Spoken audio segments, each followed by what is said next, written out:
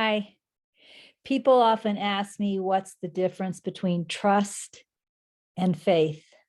And I can only share the difference as it's been for me. Trust enables me to do nothing. Faith moves me to do something. So as an example, if I am experiencing fear and my mind is saying, go do this, it takes trust for me to sit and do nothing. It takes trust for me to let go of those thoughts, to not try and control or manipulate the situation, etc. So trust allows me to do nothing. Faith, on the other hand, moves me to do something. So for example, when I used to sit down in the mornings and write with Holy Spirit, there was faith that Holy Spirit would show up for me. If I sit and meditate and close my eyes and do nothing for 30 minutes, an hour, 2 hours, it's because there's faith that this practice is helping to awaken me to my true self. So trust enables me to do nothing. In other words, not take control.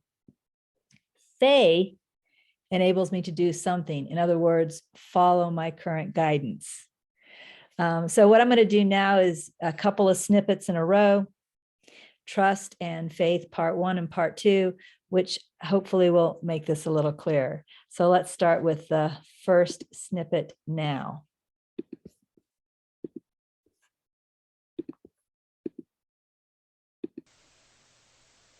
It looks like I'm quoting A Course in Miracles manual for teachers in this question. Judgment implies a lack of trust, and trust remains the bedrock of the teacher of God's whole thought system. Let this be lost, and all his learning goes. What would you share regarding this thought from the ACIM Manual for Teachers? Here's the answer. Trust is imperative as you set out to unlearn all that you think you know. Here we go with the thinking we know stuff again. Trust is imperative, and I'll tell you what, that's a pretty big word coming out of this girl's mind. I don't usually think with words even as big as imperative. So when my higher self, I'm going to start using that a lot more than Holy Spirit now, I think, so be aware. When my higher self is using this big of a word, it's really trying to attract my attention, is what it's doing. It's like an exclamation point. So the word imperative is putting a lot of meaning on the word trust, is what's happening.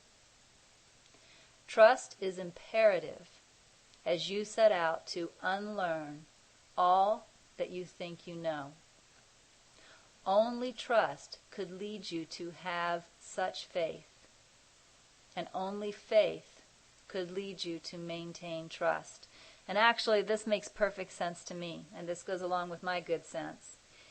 If I think I know things, I really think I know them, okay? I really think I know. In order for me to put down everything I think I know, in order for me to put down everything that's gotten me this far, still with 2 arms, 2 legs, a roof over my head, in order to put all of that down, I'm going to have a lot of trust that whatever I'm putting it down for is not going to fail me. It's kind of the old idea of jumping off a cliff. I have to have a whole lot of trust that when I jump off that cliff, God is going to catch me. The trust is imperative. And if I don't have the trust, I'm not going to put down the belief system that I believe has kept me at least somewhat safe. Even if my life seems to suck, my belief system somehow has protected me in my mind. And I'm not going to lay down that protection without a whole lot of trust. So trust is imperative if what we're setting out to do is to lay down a thought system. We won't be able to do it without trust. And Christian liked the word suck. All right, here we go. So again, trust is imperative as you set out to unlearn all that you think you know. Only trust could lead you to have such faith, and only faith could lead you to maintain trust. This is why taking time to go within is important. Through recognition of a relationship with me, you grow in trust.